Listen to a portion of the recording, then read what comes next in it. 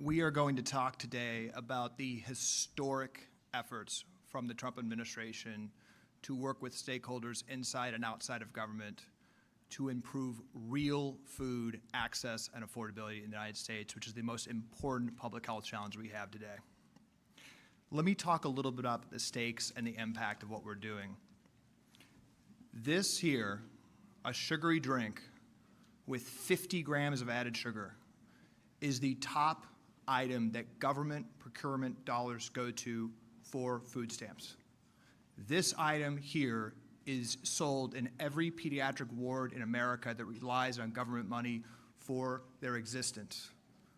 We are delivering and paying for weapons of mass destruction for children's metabolic health with government dollars, and then paying the price with 3 times higher healthcare costs than any other country in the developed world. This is the most popular snack that is government approved as a healthy snack for school lunches. This is recommended and delivered in every school in America with the government seal of approval as a healthy snack. And this is something that millions of dollars go to every day of government money and is the most popular federally funded school breakfast for 5-year-olds in America. Every day, there are millions of federally funded donuts being served to children in school. These products, which the government before the Trump administration has both recommended, and yes, recommended, until these dietary guidelines, these products fell within recommendations from previous government guidance. The government has recommended these items, and they have incentivized them, and it has led to an explosion of insulin resistance, inflammation, oxidative stress among our children. This is not an attack on an industry. This is a vital. We are at the Department of Health and Human Services. Frankly, the people around this building, these pictures, they have overseen devastating impacts of chronic disease, and they've been asleep at the wheel with the evolution of our standard American diet. This is not an attack on an industry. We got here through many directions, but it is the truth. We must get to whole food. I want to talk about what lobbyists say to us, which is that we can't afford to do this. We can't afford a better diet for our schools. The United States spends more on school lunches than any other country in the developed world. We spend $4.60 per school lunch. The Japan spends $3. We have a budget of $19 a day for our military members. My suggestion is to think about eggs, to think about yogurt, to think about baked food and baked chicken instead of fried food. We can do this, and for the first time, this government has political will to do it. That's because of one man. For the first time in American history, we have a president who is issuing an order across the government to stand up for American farmers, to get government procurement dollars to American farmers, and to stand up for American children. That president is President Trump. Can we all hear a round of applause for President Trump, who has issued this order to put children's health at the top of the national priority? We'll see today what's happening is historic. We have the CEO of Tyson Foods here, who has led the industry in removing the petroleum-based dyes, the artificial chemicals. That we're making incremental improvement. We're talking daily to the food industry. Everyone knows we need to improve on this issue. The food industry is stepping up. They're making commitments. These are happening every day. We have unlikely allies. We're standing here with the president of the American Medical Association. I commend the American Medical Association. It doesn't matter if we disagree on other issues. We've got to come together to take President Trump's directive to reverse the chronic disease crisis, and we are marshaling and working constructively with allies throughout the government and throughout the medical sector. If you are a medical organization that cannot put Trump derangement syndrome above children's health and the necessity of improving the standard American diet, we don't want anything to do with you. But if you are somebody that is willing to work with this administration, even if there are disagreements on other issues, to improve this issue, this administration has an open hand, and I thank all the groups that have partnered with us on this. In the past year, we have marshaled these outside commitments. We have worked with governors on SNAP reform to get soda off of SNAP. We are working, it's an incremental process, but we are going to deliver improvements in school lunches, military food. And we have dramatic public health messaging that I think is very important, an important first step. It's very important to tell the truth. This would not be possible without the historic the historic partnership between what I believe, and I know many here believe, people that will go down in the history books as some of the most important public health leaders in American history, and that is Secretary Kennedy and Secretary Rollins at the USDA. They have had an unbelievable partnership. They have been brave. They have stood up for farmers and stood up for kids.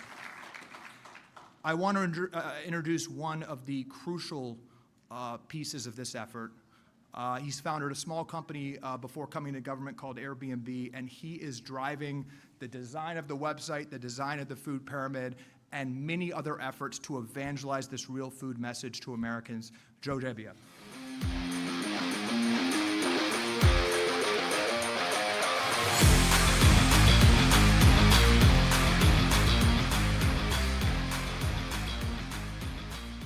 Good morning. Imagine a child in school today staring at the same outdated food pyramid that hung in my second grade classroom decades ago, one that quietly pushed processed foods to the forefront while whole, nourishing ingredients got pushed aside. That pyramid didn't just guide meals, it shaped a generation's health crisis. Chronic disease rates skyrocketed and we accepted it as normal. But today we say enough. At the National Design Studio, we didn't just redesign a graphic or build a website. We helped reclaim something fundamental: America's relationship with real food. Under President Trump's leadership, and in profound partnership with Secretary Kennedy, Secretary Rollins, and our incredible federal partners, we brought the new food pyramid to life. We flipped the script, literally, putting high-quality protein, dairy, healthy fats, vibrant vegetables, and fruits where they belong, front and center. Whole grains form a solid base, and highly processed junk, it's finally called out for what it is. We launched realfood.gov, not as another clunky government site, but as a modern, minimalist experience. Clean lines, playful illustrations, intuitive flow, inspired by the best consumer brands. Because if we're asking families to choose real food every day, the guidance should feel welcoming, trustworthy, and beautiful, not bureaucratic. This isn't just design, it's a reset for the nation. We're making healthy choices clear, more accessible, and even joyful. We're empowering parents, supporting American farmers, and turning the tide on a health emergency, one plate, one click, one inspired decision at a time. National Design Studio exists to prove that great design can change lives and strengthen our country. Together, we're making America healthier, one real meal at a time. So thank you, and let's keep eating real food.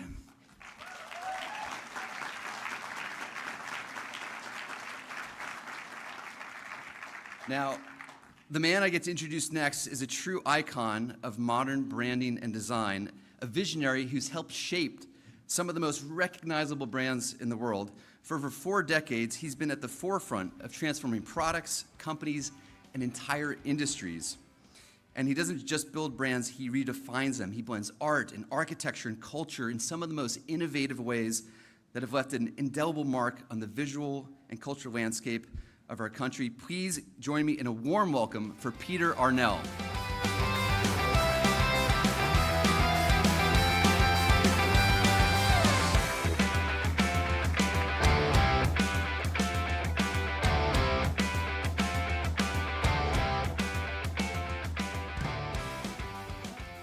Good morning, ladies and gentlemen. It's a privilege to be here today. Before I say anything else, I would like to begin with gratitude. Thank to Senator Kennedy for his courage and conviction to stand behind this mission. Thanks to Callie Means and Joe Gebbia for their leadership and trust. And thanks to Tony Lyon, who leads the Maha Center, for believing this could actually be an important and impactful message. And special thanks to the real vision behind what you saw in the film, the great director Brett Ratner, for bringing cinematic strength and clarity, honesty to this moment. Most importantly, I'd like to thank Mike Tyson and his wife Kiki and their son Miguel, who for 1 week, worked tirelessly with the entire organization. Their loyalty, vulnerability, and willingness to speak from their heart was extraordinary. To be clear, we didn't make a commercial for the Super Bowl. We started a movement. This year, we redirected that stage after 60 years. Instead of manipulation, we delivered honesty. Instead of spectacle, we delivered truth. And the truth is simple. Real food changes lives for the better. I know that personally. Most of you don't know you're looking at someone who was 407 pounds 20 years ago. I struggled with my obesity my entire life, and I lost 250 pounds. Not through a trick or a pill, but by eating real food and changing my behavior. I wrote a book called Shift about that transformation and about what happens when you decide your future matters more than bad habits. So when this opportunity came, it was very personal. Mike Tyson was the perfect ambassador and voice for the MAHA mission. One of the most powerful fighters in the history stood up and said, "This is the greatest fight of my life." His words were unpolished, honest, and real, and we didn't stop at the Super Bowl. We launched that night a nationwide outdoor campaign, taxi tops running 24/7 across every major market in this country, which will continue permanently. We've gotten an extraordinary partnership with the Firefly Group, and they are helping us to make sure that this message hits the streets every day, and this campaign it resonates and communicates what it needs to do for the public. We've basically turned our cities into moving billboards for change. This signals something bigger, a new era of transparency in food advertising. A warning to the industry. Change is upon us, and we are not going backwards. This isn't a campaign, it's a coordinated behavioral reset. We created a place for families, children, producers, brands, educators to join, not just watch. Today, I'll leave you with this simple thought. Mike Tyson has been famous for biting, but this time he chose to bite into real food. And now we say, bite like Mike. It means something better. It means a better bite for a better life. Thank you so much.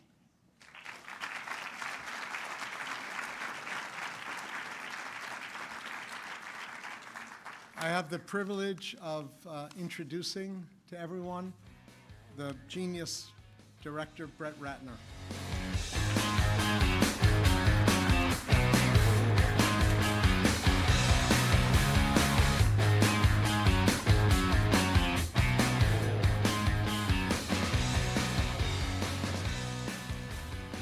It's going to be hard to follow that. Peter is really one of the most incredible, brilliant creatives I've ever worked with in my life. Sorry, I'm out of breath because I'm overweight and obese myself. I'm going to improvise this. I will tell you one thing. This experience of making this spot for MAHA was one of the great experiences of my life. I had a fantastic time making the Melania documentary, but this was the topper. Because I have known Mike Tyson since I was 16 years old. He was my best friend. He was 18 when I was 16. That's definitely aging me, but I will tell you that I was in better shape than him when I met him. Mike continued to become a professional athlete, as you know, and I just kept eating and getting fatter and fatter and out of shape. And in the last year, we went on vacation together, and he's an inspiration. He's changed his life with food and exercise. And I said to Mike, Mike, I'm just going to eat what you eat. And we were together on vacation for about a month, and I ate everything he ate. I was gaining weight, and he was losing weight. I said, Mike, how is this happening? He said, because I'm up at 4 a.m. on the treadmill for 3 hours every morning, and you're not. You're sleeping in late. But honestly, I want to thank MAHA. I want to thank Tony Lyons and everybody involved in this. This is one of the great experiences in my life, getting to collaborate with a friend. We've been friends for 40 years, and we never worked together. So it was incredibly meaningful. And I want to say right now, thank you. Thank you. The one person back there, thank you so much. Thank you. I'm a big admirer of Secretary Kennedy and, of course, President Trump. And I'm going to make a promise to everybody in this room. Next time you see me, from this moment on, I'm only eating real food, and I will be in better shape next time you see me, okay? I promise.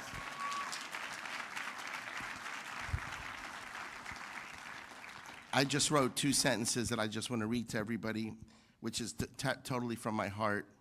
I believe I have made the definitive statement on the subject of diet and obesity with this commercial. There is nothing left to say. People will heed to it and live or ignore it and die. God bless everyone.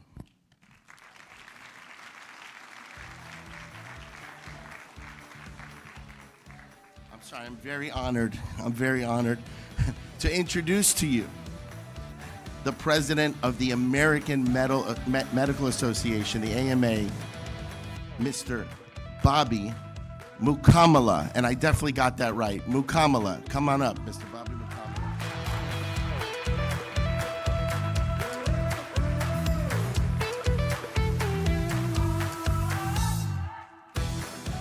Good morning, everybody, and thank you so much for having me here to talk about something that personally I'm very passionate about.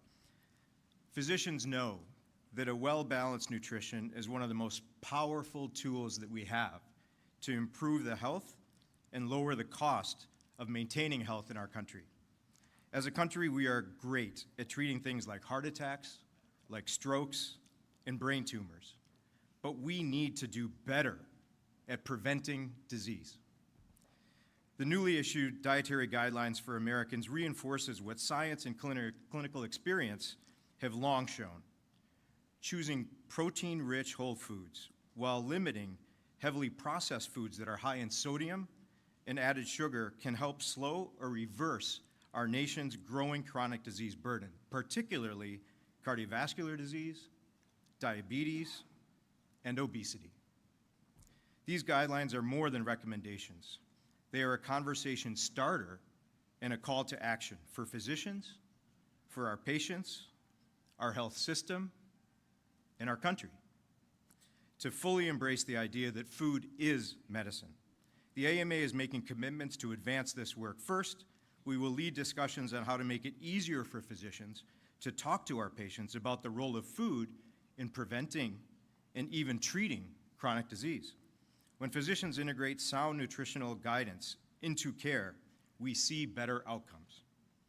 Patients gain tools not just to treat illness, but to prevent it. We also stand to work with Congress to incentivize nutrient-dense foods, to expand food labeling efforts, to define ultra-processed foods, and increase investment in nutrition research. As someone who cares for patients in my hometown of Flint, Michigan, this issue is deeply personal. My conversations with my own patients are often much about food, physical activity, sleep, and stress, as they are about whatever ailment happens to bring them into my office on that day in the first place. We need to make sure that our system supports our desire to have these conversations with our patients. Patients trust their doctor. And our goal as physicians is not just to treat the acute condition in front of us, but to help patients understand and address the root cause. I recently completed a certification in lifestyle medicine, which emphasizes the roles that food and other factors play in preventing and treating disease.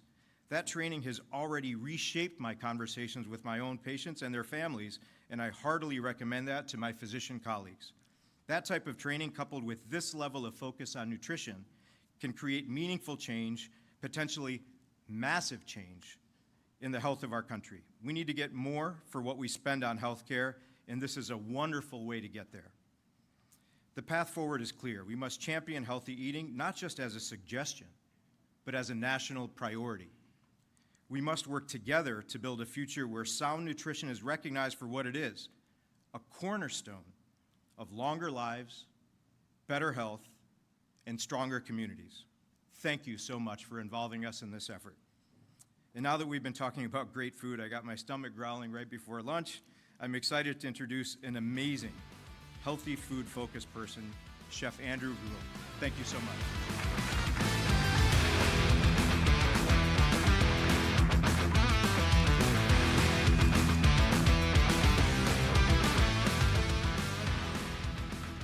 All right, normally doing a cooking demonstration with a crowd like this, but I didn't have enough raincoats for everybody in the front row, so I'll just walk you through the food. You know, I bring a chef's perspective to this, and I can tell you that absolutely real food is common sense. It's intuitive. It's in our DNA. It's been in our DNA for hundreds, thousands of years. You see, intuitively, people know how to eat, but over the past 20, 30, 40, even 50 years, we've been confused. There's been way too much noise out there. We've lost our relationship with food. Now, I say that real food is wholesome food, is nutritious food, it's also sustainable food, but most importantly, one thing I've been leaning on is that real food is also inexpensive food. And I get a lot of pushback on that, but just close your eyes for a second and imagine this, right? You wake up in the morning, 2 farm-fresh eggs, runny yolks, crispy toast, whole butter slathered on that crispy toast, some fresh fruit for lunch, a slow-roasted chicken thigh with maybe a quinoa and vegetable salad, extra virgin olive oil vinaigrette, some good high-quality vinegar. Then for an afternoon snack, an American tart apple with sweet and salty nut butter. And for dinner, you've had braising all day long, an inexpensive cut of meat that you bought perhaps on Sunday, maybe a chuck roast, espresso rub, coffee rub, sweet and smoky with caramelized onions and some, I don't know, making this up as I go, maybe some roasted baby Dutch yellow potatoes. And heck, for dinner, let's even throw dessert in there for under $15 a day. How about some frozen bananas in a blender with whole milk, cocoa powder, peanut butter? You got yourself some banana peanut butter, homemade ice cream, or just relegate yourself to that whole fat, high protein ice cream. You can eat all of that for less than $15 a day. In some parts of America, maybe in California, it's $315 a day. But nonetheless, it's $15 to $20 a day. And the reason why people say, no way, I can't have that, is because they don't understand food. We've lost our relationship with food. We've been living out of a processed food box. We've been living out of a Cheez-It box for the past 20 to 30 years, TV dinners. You know, I had a couple that came into the restaurant the other day. They were 96 years old. They'd been married for 50 plus years. And I asked them, as the cliche goes, but I swear I really did ask them this. I said, what's the secret to living this long? And the lady looked at me and she said, cooking your own food. We've been cooking all of our own food in our own kitchen our entire lives. Albeit they come out to eat at my restaurant once every couple months, hopefully more than once a month, actually. I'm really trying to drill down into my sales strategy there. But nonetheless, the reason that they've been doing that, and they've eaten through so many different food pyramids and dietary food guidelines. But what's hilarious is we've come full circle because the new dietary guidelines, they're a North Star. They're a North Star for chefs, they're a North Star for consumers, and getting us back in the kitchen, reestablishing that relationship with food. And that elderly couple, you know, they'd been eating bacon and butter and real fats, tallow, no seed oils. They'd been eating that same type of food in their house for the past 50, 60, 70 years, and they're 96 years old. I think that's a testament to cooking our own food. But the more important thing is that it reestablishes a connection with a bounty of ingredients that we have here in America. Most people don't realize this, but we actually have the best food products of any other country in the world. Let's talk seafood, which is laid out in these new dietary food guidelines, which, funny enough, I should say as a footnote, people understand that we need to be eating more seafood. When you ask them what's the proteins that I should be eating or what should I be eating, they say, oh, the Mediterranean diet, I should eat more seafood. And yet we have the lowest per capita consumption of seafood of any developed country in the world, roughly 16 to 17 pounds per person. Right, that creates this Western diet. And furthermore, we have the most sustainable fisheries of any country in the world by virtue of the Magnuson-Stevens Act of, I think it was 1976, maybe I made that number up, might have been 77, but nonetheless, legislatively, we have a bounty of amazing seafood, and yet we import 85 to 95% of the seafood in the United States. And that's just one thing, seafood, eating more seafood, getting healthier. But let's talk about meat, right? Our ranchers, our farmers, our produce providers. The entire food supply chain in America is the best of any other country in the world. There we go. Clap on that one because it's true. Now, we might not see the bounty of all of that yet, but it's being done right now. Over the past year, I've had thousands of people, listeners, viewers, customers come to me and say, What should I eat? Where should I be eating? Where does my food come from? This is the first time in my entire career that people are talking about food. If that is just the only takeaway, although we know there's going to be a lot more, that in and of itself is huge because people are asking, where does my food come from and how should I be eating? And with the new dietary guidelines, when you explain it to them, they say, duh, well, that makes sense. And you might be thinking to yourself, why as a chef am I driving people away from restaurants and fast food? Because ultimately I'm going to go bankrupt. Perhaps that is the case. But I'm also a father. I'm a father of 4 kids, and I want my kids to understand about that relationship with food. I don't want my kids thinking that cheeseburgers grow on trees, although that actually would be pretty amazing. So maybe HHS can look into that. I'm also a local Huntington Beach City Councilman, and all of the questions I get from my constituents, it's not about potholes and tree overhangs and neighborhood disputes and budgets and deficits. You know what it's about? It's about food. They all ask me about food because they want a healthier community. But most importantly, I'm an American. And as an American, I care about the future, and I care about the health of this country. And when we're spending more than 20%, way more than 20% of our federal budget on health care, and we only get sicker and sicker and sicker, something needs to be done about it. And it needs to be done in a clear and concise manner, and that's the new dietary guidelines. People understand this. So this is setting a huge precedent on a go-forward basis. And I'm really excited to see what happens with America over the next 10 years, even through new administrations, even though Secretary Kennedy, President Trump, Secretary Rollins are making a huge difference right now today. This is going to ultimately play out in 10 or 15 years. And when we see that federal budget deficit go down on healthcare spending because people are eating right now, you can think back to this moment. You can think back to this year because this is where it started. So thank you so much for being here and supporting this message. I am very excited right now because the one thing I didn't talk about was planting that seed and having it germinate into our institutions, right? So that's schools, that's hospitals, that's prisons, and most importantly, that's also our military. So it's an honor for me to introduce to you right now the Army Undersecretary Mike Obadal.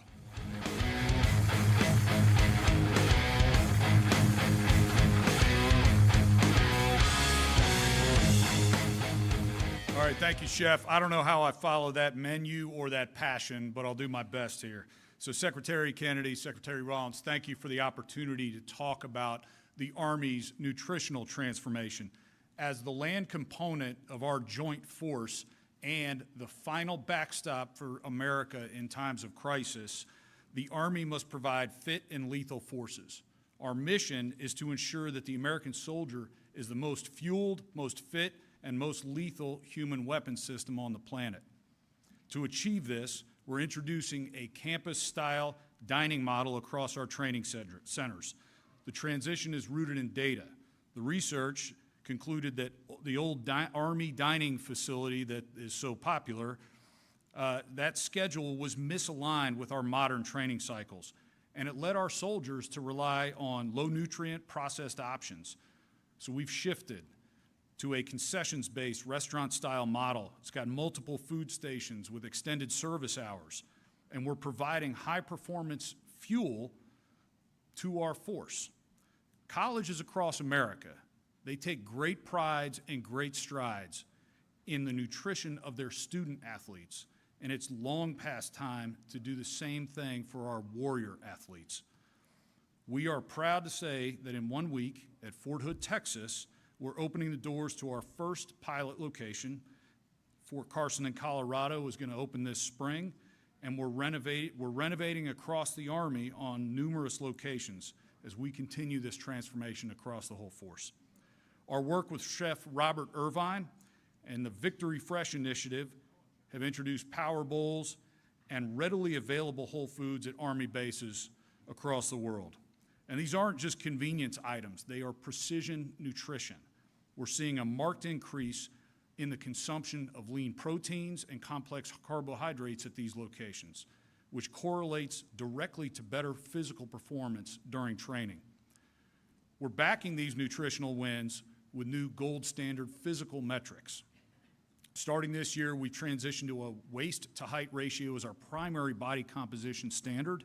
By focusing on the science, the health science, rather than arbitrary weight charts, we're promoting a force that can endure the rigors of modern combat. And this commitment to health starts at our roots, with our youth. Through our Department of Education, our military education schools, our DODEA schools, our kids, and then our commissaries where our families shop, we're making healthy choices the easy choice. We're streamlining the procurement of local, unprocessed foods and increasing access to fresh American seafoods and produce. By focusing on the root causes of our health crisis, we'll achieve an Army that doesn't meet standards, it sets them. We are building a force that is leaner, faster, and ready to meet today's challenges. Secretary Kennedy, Secretary Rollins, thank you both for including the Army in today's event. And I am happy to introduce the Director, Bureau of Prisons, William Marshall.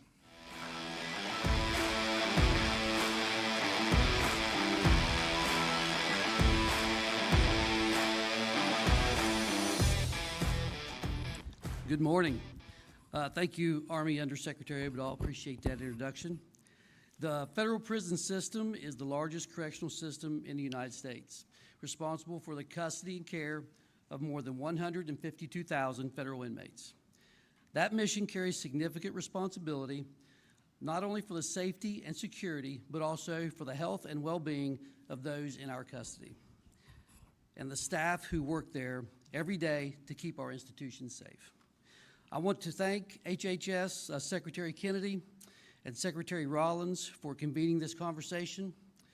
We have begun productive discussions about the food we provide, the standards that guide our work, and the opportunities ahead as HHS rolls out new Make America Healthy Again priorities and updated dietary guidelines for Americans. I appreciate the spirit of collaboration, and I am encouraged by the next steps as our subject matter experts will take with your teams in the coming weeks as they review our food service manuals together. I also want to thank President Donald J. Trump and Attorney General Pam Bondi for their leadership in elevating this issue and for their support of the Make America Healthy Again initiative. Thank you. I got more than one clap, so that was good. So that helps bring renewed attention to nutrition, wellness, and evidence-based standards across our federal agencies. We recognize that correctional environments face high levels of aggression, chronic disease, and mental health needs.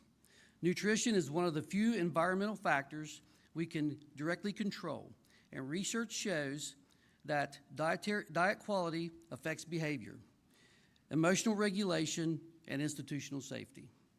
Studies in the United Kingdom and the Netherlands show that even basic vitamin and mineral supplementation can reduce the disciplinary infractions and aggressive behavior. These outcomes were measured using official incident data rather than self-reports, and these effects have been modest, but they are very meaningful. Nutrition is not a cure for criminal behavior. It does not replace mental health care or programming, but it is a tool we already have and one that can support safer, healthier, and more stable institutions. That is why the MAHA framework is so important. It aligns with our mission and our challenges to strengthen dietary qualities, reduce chronic disease, and create healthier food environments for a population that often arrives with significant health disparities. It also challenges us to think creatively, whether that means refining our menu standards, identifying low or no-cost improvements, or exploring opportunities for institutions to grow some of their own produce to support both nutrition and meaningful inmate work programs. With the right investment and continued partnership, the Bureau of Prisons can lead the nation in effective, evidence-based prison food reform. We can further align with MAHA, support inmate health, reduce violence, and foster rehabilitation through nutrition, training, and community collaboration. And we can do this while maintaining fiscal responsibility and operational safety. I'm grateful for the partnership, and I look forward to the work ahead. We can make meaningful, evidence-based improvements that benefit the people in our custody, the staff who protect them, and the communities to which most of them will one day return to. I want to thank you for the time today. I want to thank you for the opportunity to speak and be part of this amazing program. If you will please stay seated, We'll take a short pause before moving on to our remaining speakers. Thank you very much.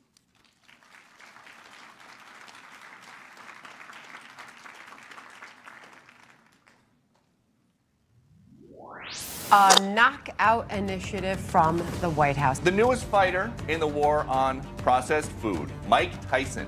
Boxing champion Mike Tyson is teaming up with the Maha movement. Tyson's taking on a new fight. Boxing legend Mike Tyson has a new battle. This is the most important fight of his life. To make America healthy again. Last night, millions of Americans saw a 30-second ad that stood out from the rest. Secretary RFK Jr. getting behind the message. It's an extraordinary, powerful ad. With the warning, processed food kills. Processed food kills. You need to eat real food. Real food is the way to go. Eat real food. Eat real food. I think it's the most important ad in Super Bowl history. My sister's name was Denise. She died of obesity at 25. She had a heart attack. I was so fat and nasty. I would eat anything. I was like 345 pounds. A quart of ice cream every hour. I had so much self-hate when I was like that. I just wanted to kill myself. We're the most powerful country in the world, and we have the most obese, fudgy people. Something has to be done about processed food in this country.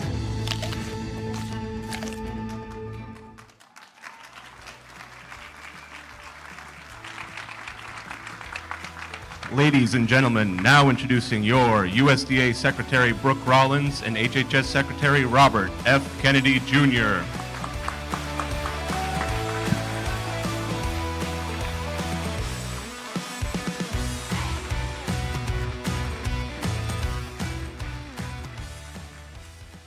Well, good morning, everyone. And listen, I didn't have on my 2026 bingo card a picture with the Mike Tyson claw tattoo on my face, but how amazing is this? I mean, really, how awesome to be here today. And I just want to thank Bobby. I'm going to thank you officially in a second, but I know I speak on your behalf as well. All of these incredible patriots who are off to the stage here. We're going to see Mr. Tyson in just a moment, but everyone that went ahead of us, the role that they have played, the leadership that they continue to focus on, the game-changing heart to truly change the future of America is just so incredibly inspiring. So how about one more round of applause for all the speakers that went ahead and as we move towards the end of the program.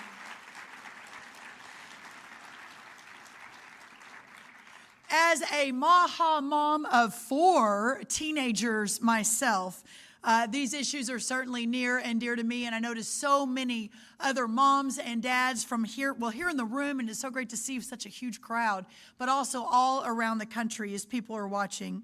The Trump administration has already racked up so many victories in our fight to make America healthy again. And USDA has been so proud to serve on the front lines right alongside my dear friend, Secretary Bobby Kennedy. We were joking backstage because it's been almost a year ago this Friday where I called Bobby and my anniversary. We were both, not intentionally, but both voted upon and sworn in on the exact same day, which was February 13th. I'm not going to brag, Bobby. I may have had a few more votes than you over in the Senate. I don't know if it'd be that way today, but the very next day, Valentine's Day, one of the key media in this city wrote an article about who's going to get divorced first. And within the cabinet, not from our spouses, but from each other. And there was a wedding cake, and it showed, a bottom rung of the cake, several of the cabinet members or senior staff, and then the next rung. Well, at the very top of the cake was Bobby and me, the two of us together, with a cake knife slicing down the middle and us falling apart. We were picked to be the very first divorce amongst the Trump cabinet and our partnership with each other. And Bobby, I'm so proud to say it just couldn't be further from the truth. What an extraordinary partner he has been. When you look at this last year and what it has looked like, we now have 18 states with more in the hopper who have submitted and been approved their SNAP waivers to no longer allow taxpayer dollars to be used to purchase junk food and sodas and all of the things that make us unhealthy. 18 states, both blue and red. How about that? That is a massive win for making America healthy again. We are also in the final weeks of finalizing our new stocking standards, which of course the stock show girl immediately thinks about cattle, but the stocking standards actually means the 250,000 retailers in this country who accept SNAP EBT dollars, they have to now more than double the healthy food offerings that they have on the shelves. This too is a major win for making America healthy again. These actions, alongside removing the waste and the fraud and the abuse from the SNAP program, continue to be key priorities at the U.S. Department of Agriculture. But as we continue to move to put farming and ranching back at the top of what we're doing at USDA, what this effort means for our farmers and our ranchers cannot be overstated. All these actions are so very important as we work to transform the way the federal government approaches nutrition. For decades, federal incentives have promoted low-quality, highly processed foods, pharmaceutical intervention instead of prevention and healthy eating. As a result, we are consuming fewer essential vitamins, minerals, fibers, and phytonutrients needed for optimal biological functioning. Thankfully, the solution is so simple. It is eat real food.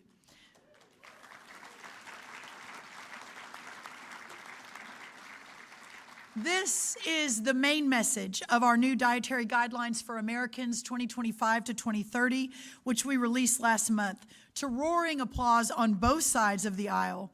The new guidelines encourage households and schools and homes and the military and all of the above to prioritize whole, nutrient-dense foods.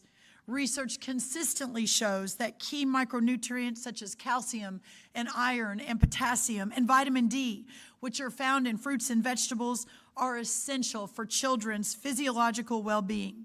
Evidence consistently links diets centered on whole foods to lower rates of chronic disease. And that's why we are finally putting real food back at the center of the American diet. Real food that nourishes the body. Real food that restores health. Real food that fuels energy and builds strength. This is the roadmap to national change. And thanks to the healthy, affordable, and abundant food supply already available from America's incredible farmers and ranchers, recovery is on the horizon. By producing milk, raising cattle and chicken and pigs, and our great farmers of the sea, our seafood, growing wholesome fruits and vegetables and grains, our farmers and ranchers hold the key to solving our national health crisis. And President Trump is mobilizing his entire government to ensure families across America have greater access to these healthy foods. Important point here that in the last 12 months, inflation has slowed, wages have risen for the first time in 5 years, and under our president's leadership, prices for everyday staples are declining and more help is on the way.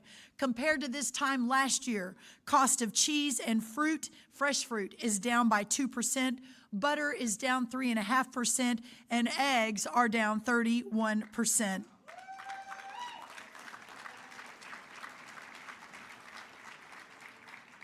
Our American households enjoy the most affordable and abundant food in the world, and the release of these new guidelines reinforces that reality.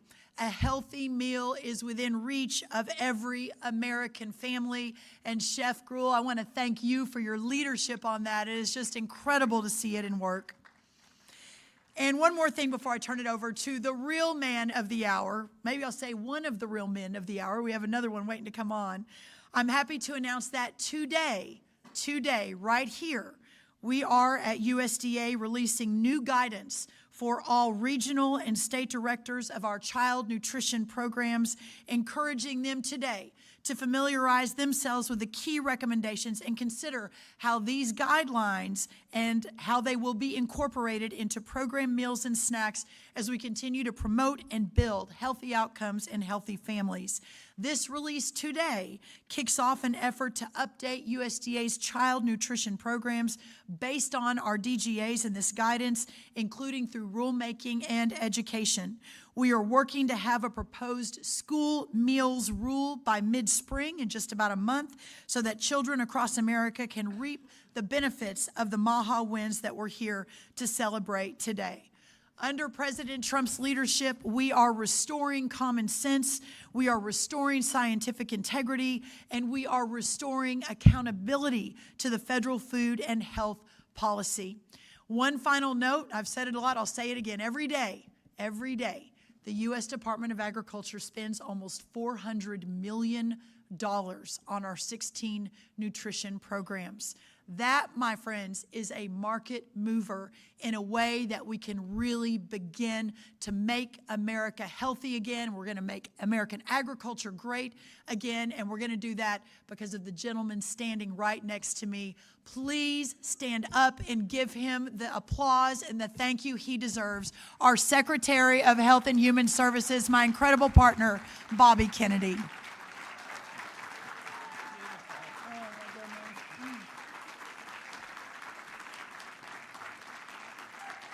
Thank you, Brooke. It's been one of the great pleasures of having this job is being able to work with Brooke. There's not a day that goes by that we don't talk on the phone, and we've developed not only into a great professional partnership, but a very, very close and warm friendship. And I also, I've worked with agricultural secretaries for the past 40 years, and I can tell you this is the best USDA secretary that we've had in American history. And last month, Brooke and I released the new dietary guidelines. You can see the food pyramid here. For the first time in our nation's history, the federal government put real food at the center of the American diet and protein in the center of the American plate. For decades, Washington lied to Americans. They told us that real food was no better than ultra-processed food. That claim defied science, it ignored common sense, and it betrayed American families. It justified hundreds of billions of dollars in subsidies for ultra-processed products, fueled by nationwide health collapse that drove trillions of dollars in healthcare costs that now threaten our economy and our future and make our children the sickest generation in our nation's history and the sickest children in the world. The highest chronic disease burden of any children in the world. Today, more than 40% of American children suffer from at least one chronic condition. Nearly 1 in 5 teenagers suffers from fatty liver disease. We've watched captive agencies and corrupt officials and industry officials gaslight Americans into looking at chronic disease as just a normal feature of childhood. Previous dietary guidelines downplayed the dangers of added sugar, so much so that federal school lunch standards allowed unlimited sugar in meals served to young children. That was a failure of leadership.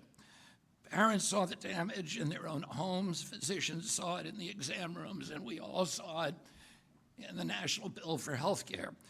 We now see the consequences everywhere, rising rates of obesity, diabetes, metabolic disease in our children. 6 in 10 American adults now live with at least one chronic disease. 4 in 10 live with 2 or more. This is not a small crisis. This is the defining health crisis of our time. Every parent in this country knows that something is wrong with the American diet. Now, for the first time in a generation, you have leaders in Washington who are willing to confront the truth and to change course. And that change started because of President Donald Trump, because he had the courage to take on the big food industry and challenge the status quo and put the health of American families and American children first. He refused to accept a system that made our kids sick and called it normal. He told us to fix it, and we are now fixing it. That is leadership. These dietary guidelines rest on gold standard science, real-world evidence, and they have earned broad support across medicine and public health and American culture. And I'm so proud today to work with organizations like the American Medical Association. I want to thank Bobby Mukamala for his courage and his vision and his commitment to public health and to reversing the chronic disease epidemic and refocusing the American diet on real food. Today, we are putting the full weight of the federal government behind one goal: making healthy, affordable food accessible to every American. Secretary Brooke Rollins is leading an historic transformation at USDA, and together we're redirecting government procurement dollars toward American farmers and not junk food manufacturers. When large corporations that make ultra-processed food control the food system in our country, it's bad for farmers because it takes power away from them, from farmers, from ranchers, and from local producers, and it concentrates it in the hands of people who are not looking out for American health.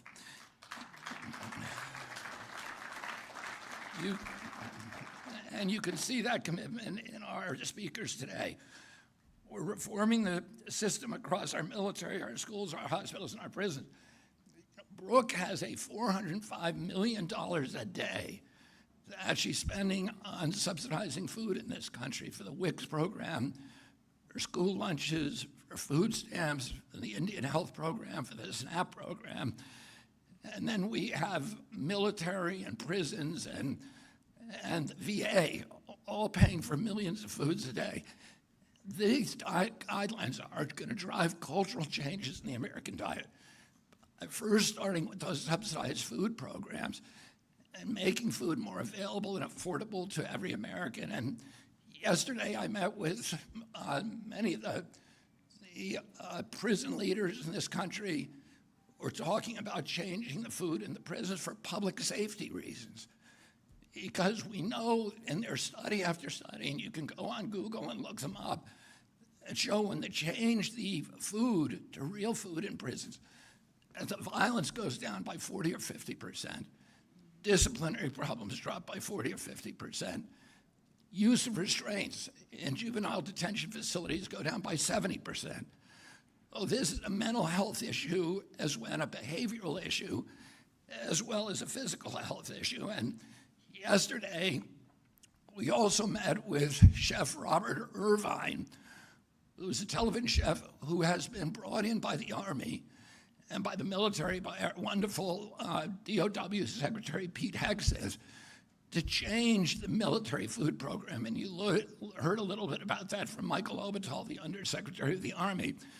But the talk we had with Irvine was extraordinary because he's able to bring, first of all, he did Fort Bragg and Fort Hood and Fort Jackson, two of the biggest bases in our country. They're now doing 20 more bases.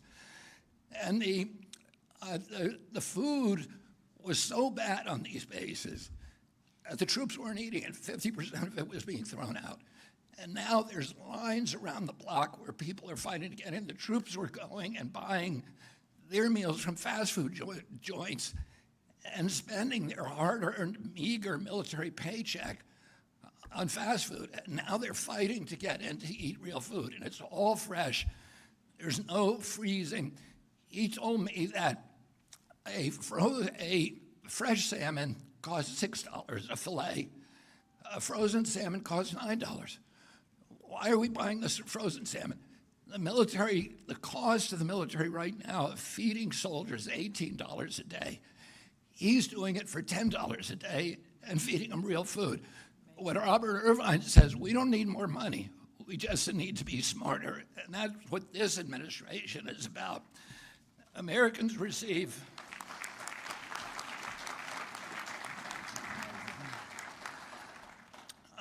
are going to start receiving food that support public health rather than driving long-term illness. Over the past year, USDA has approved historic SNAP waivers, as Brooke mentioned, from almost 20 states to remove soda and junk food, and in some cases, ultra-processed food from taxpayer-funded benefits. More than 20 states have stepped forward. We're calling on every state to take this common sense action. The food industry is responding. Companies are stripping petroleum-based dyes out of their foods. Tyson's food, and there's no relation. Today is Tyson Day at HHS. Tyson's food stepped up early. CEO Donnie King, who's here today, because Tyson was the first large company to answer the call, removing petroleum-based dyes and committing to eliminate high fructose corn syrup from its branded foods. The FDA is establishing for the first time a clear definition of ultra-processed foods to guide labeling and federal purchasing decisions. And for the first time in decades, the FDA will require notification and a safety review when companies introduce new chemicals into our food supply. Until now, the federal government lacked a real mechanism to track or evaluate many of the substances entering our food. We have 10,000 ingredients in our food in this country, and all but 400 are illegal in Europe. We are also partnering with innovators, designers, and advocates to deliver a clear, positive message. Healthy eating is achievable, practical, affordable, and within reach of every American family. In the months ahead, we will roll out a steady series of actions to reform procurement, to realign incentives, and to expand access to healthy, affordable whole foods nationwide. Let me be clear. Confronting ultra-processed food is not an attack on industry. It's an acknowledgement of a reality. The crisis is not the fault of individual Americans. Americans followed the guidance that they were given. Government policy pushed sugar, refined carbohydrates, and ultra-processed food, and the American people paid the price. HHS manages the largest budget in human history, and nearly 90% of it goes to treating largely preventable diet-induced chronic diseases. And the price is staggering. We spend more than $4 trillion a year on healthcare. 3/4 of that goes to chronic disease that are diet-induced. Getting that right is not optional. Our nation's future depends on it. Today, I extend my hand in good faith to anyone willing to put the health of our children above politics, improving school lunches, reforming SNAP, removing toxic additives. These were bipartisan priorities before, and we will make them bipartisan again. This movement will not slow down. We are restoring common sense. We are putting real food back at the center of the American diet, and together we're going to make America healthy again.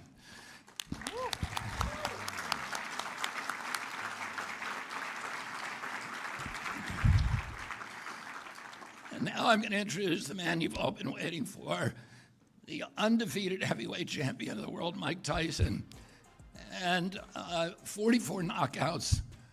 And the thing I really love about Mike Tyson, though, is that he's a pigeon fancier. And I grew up breeding and racing Hungarian homing pigeons. I started that when I was 7 years old. About 10 years ago, I went on Mike's podcast. And we were planning to talk about a wide range of things, but we spent almost the entire time talking about pigeons. So he was a pigeon racer, too.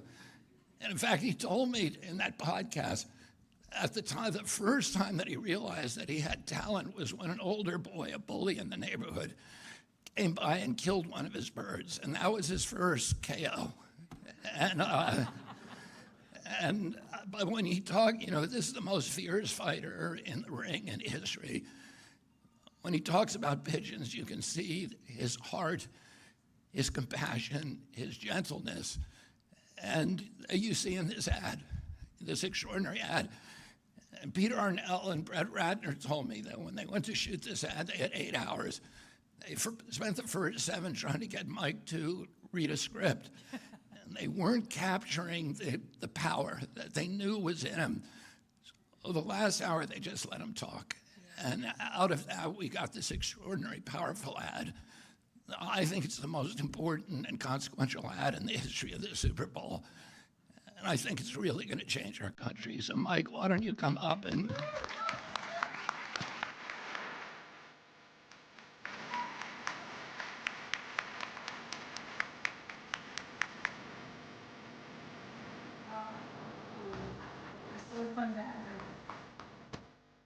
Wow, okay.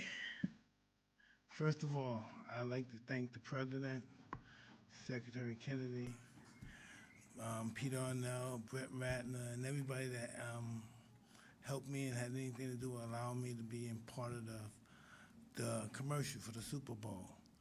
And once they were telling me the situation, what it was about obesity, I was telling them my experience that I had a sister that died at 25 from obesity. And where I come from is Brownsville, Brooklyn. It's the most violent, poverty-stricken neighborhood in the city of New York.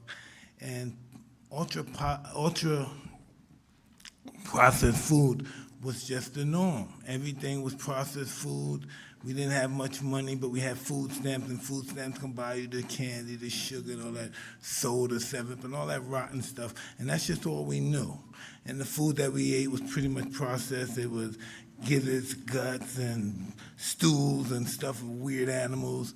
And I just wanted to be a part of this because that was such a part of my life.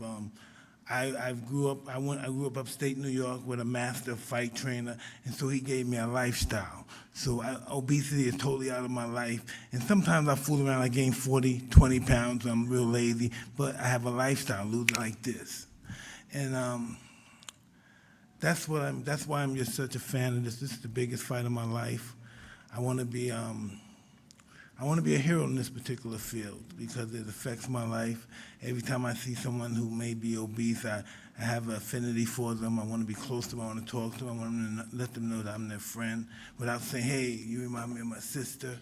And I'm just very grateful to be here and fight this fight. It's going to be a fight that I look forward to. Thank you very much, everyone, for allowing me.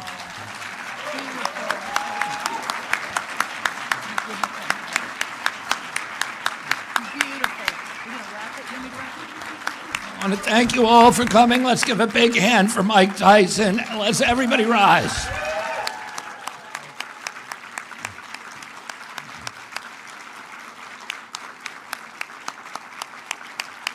And thank you all very much.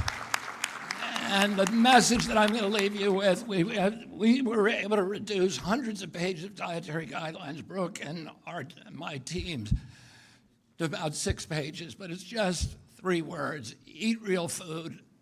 I ask you all to start doing that today if you're not already doing it. Thank you very much. Thank you. Thank you. We're going to do a picture. Okay.